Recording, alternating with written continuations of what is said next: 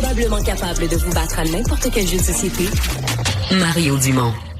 Tout en débattant des enjeux de société. On parle d'un projet de loi à l'autre. Celui-là a été déposé au cours des dernières heures par Simon Jolin Barrette, donnant aux restaurateurs un nouveau pouvoir, ou on pourrait dire enlevant aux restaurateurs une interdiction. Parce que dans le fond, c'est ça. Avant ça, il était interdit. Si tu réserves au restaurant puis que tu te présentes pas, le restaurateur avait pas le droit de te charger quelque chose. Donc, on a enlevé cette interdiction. Certains vont dire on a donné un nouveau pouvoir aux restaurateurs de charger 10 $. Mais là, c'est très restreint. C'est juste pour les groupes de 5 et plus. Donc, si vous avez une réservation de 5 et plus, on pourrait vous charger sur votre carte de crédit 10 $ par personne. Donc, si vous étiez 6, vous montrez pas la face à votre réservation, on pourrait passer 60 $ sur votre carte de crédit. Maxime Sommier-Demers a roulé sa bosse depuis plusieurs années dans la restauration, a eu plusieurs restaurants ou a été partenaire dans plusieurs restaurants. Bonjour Maxime. Bonjour, ça va bien? Ça va bien. C'est-tu un gros problème, les no-shows? J'entends les deux versions, des restaurateurs qui disent que c'est un calvaire, d'autres qui disent c'est pas si pire que ça. J'entends le même son que vous. Chez nous, ça n'a jamais vraiment été un enjeu parce que j'ai l'impression qu'on faisait des suivis très serrés avec nos clients. J'ai l'impression que les plateformes en ligne de réservation, tout ça, ça crée un sentiment un peu moins personnel lors de la réservation qui fait qu'on a moins le sentiment d'honorer notre réservation peut-être. Si on vous voulez dire quelqu'un qui réserve en ligne, il se sent moins touché, concerné que s'il a parlé au téléphone au gérant ou pour sa réservation.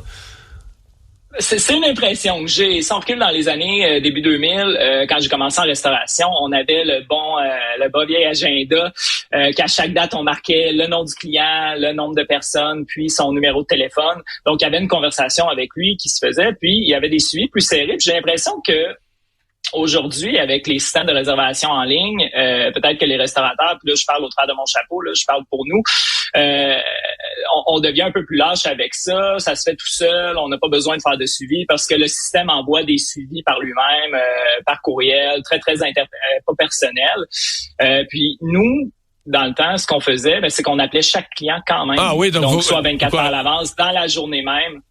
Pour être sûr, oui, c'est toujours votre intention de venir. Mais ça, c'est quand même de l'ouvrage, là. Exact. Mais en même temps, les articles qui ont sorti estiment une perte d'environ 50 000 par année aux restaurateurs, ce qui est tellement immense concernant, prenant en considération leur marge de profit. Et puis, 50 000 $ par année, quand tu mets 3 heures par jour opérables avec une hôtesse ou avec un employé qui rappelle chaque client, c'est déjà beaucoup moins. Donc, la perte est vraiment plus essuyée. Là. Parce qu'on comprend que, mettons le concret, là, un samedi soir, un vendredi soir, là, un beau soir important de la semaine, t'as un groupe de 10 qui t'ont réservé, je sais pas, pour la fête de quelqu'un, ils t'ont réservé ta plus longue table, t'as un restaurant pas si immense que ça, t'es pas une chaîne, t'es un indépendant, ils te prennent une table de 10, t'sais, dans ta tête, là, ils vont prendre du vin, t'as quasiment un serveur réservé pour cette table-là. S'ils se présentent pas, puis toi, peut-être qu'à ta porte, il y a des gens qui sont venus en cours de journée, même dans le début de la soirée, disant, on voudrait manger, on n'a plus de place, on est complet, on n'a plus de place. Donc toi, tu retournes des gens, finalement, la table de 10 se remplit jamais, ils viennent jamais.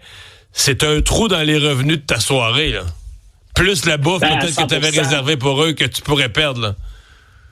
Exact. On peut prendre, je suis de la région de Sherbrooke. On a un exemple assez concret qui est la collation des grades de l'Université de Sherbrooke. C'est la journée la plus courue pour les restaurateurs à Sherbrooke. Nous, on avait un resto d'environ 150 places assises, là, notre plus gros.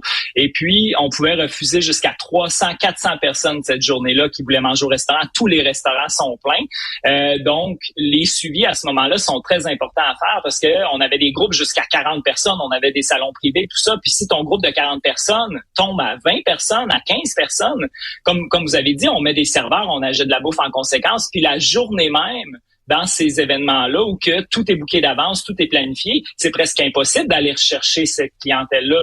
Donc, de sensibiliser les gens à écouter, dites-nous là vraiment le nombre juste, l'heure juste, puis à la limite, on rajoutera des chaises, on trouvera une solution. C'est beaucoup plus agréable de trouver une solution dernière minute à rajouter que à se dire, écoutez, vous êtes 15 sur 40, on part déjà mal, donc c'est sûr que le restaurateur est un peu aigué de ça, donc il va probablement aussi être fâché, donc le serveur aussi va être fâché, donc probablement que même que le service va écoper de ça, là.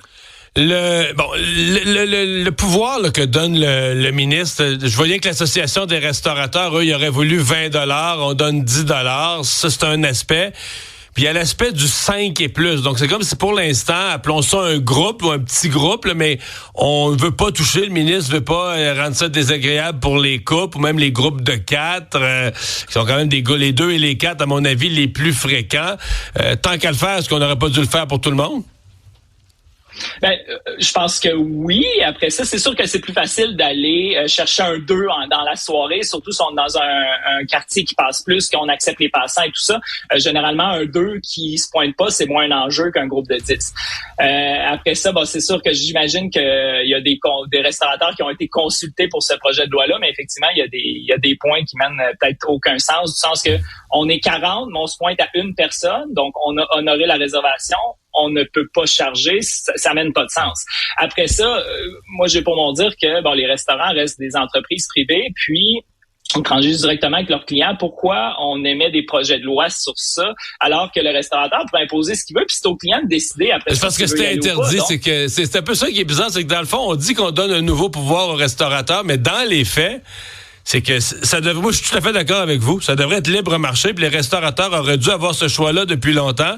Mais la loi sur la protection des consommateurs, jusqu'au dépôt du projet de loi, interdisait un restaurateur de charger pour une réservation non respectée, si le repas n'a pas été servi. Si on était dans un libre marché, effectivement, chacun ferait ce qu'il veut, puis la question se poserait pas. J'ai une dernière question. Est-ce qu'il va y avoir une crainte de certains restaurateurs de perdre le client? Parce que quand tu réserves, là, il y a des gens qui détestent là, qu'on leur demande des informations, ton numéro de carte de crédit, parce que si tu veux faire appliquer ça, ça veut dire qu'au moment de la réservation, tu prends le numéro de carte de crédit. Moi, j'ai passé une semaine à Paris au début février, puis j'ai été surpris, là, quasiment tous les restaurants que je réservais me le demandaient. Tu réserves, on prend ton numéro de carte de crédit, puis on te le dit. Si tu te présentes pas, puis tu nous avertis pas dans 24 heures, on va te charger un montant. Mais est-ce qu'on a peur de perdre des clients? Comme au Québec, on n'est pas habitué à ça. Quelqu'un va dire, sais-tu, je vais réserver ailleurs. Que le fait de demander le numéro de carte de crédit en face, en éloigne ou en face se revirer de bord? C'est sûr que je pense qu'on va avoir peur de ce changement-là. Même moi, aujourd'hui, si j'avais encore des restaurants, j'hésiterais à le demander parce qu'on s'est toujours battu contre ça. Après ça, je peux comprendre aussi, pas plus tard que la semaine passée, on est allé au restaurant pour un truc plus événementiel. On s'est fait demander un dépôt, on l'a fait, puis ça nous a pas dérangé. Mais en même temps, je suis convaincu qu'il y en a que ça va déranger un peu. Puis, au fil du temps, on va devenir habitué, comme un peu vous l'avez mentionné, à Paris, que tout le monde le demande maintenant. Je pense que ça va devenir probablement quelque chose qui va faire partie de notre vie commune. Maxime, merci d'avoir été avec nous. Au revoir. Merci à vous. Bonne journée.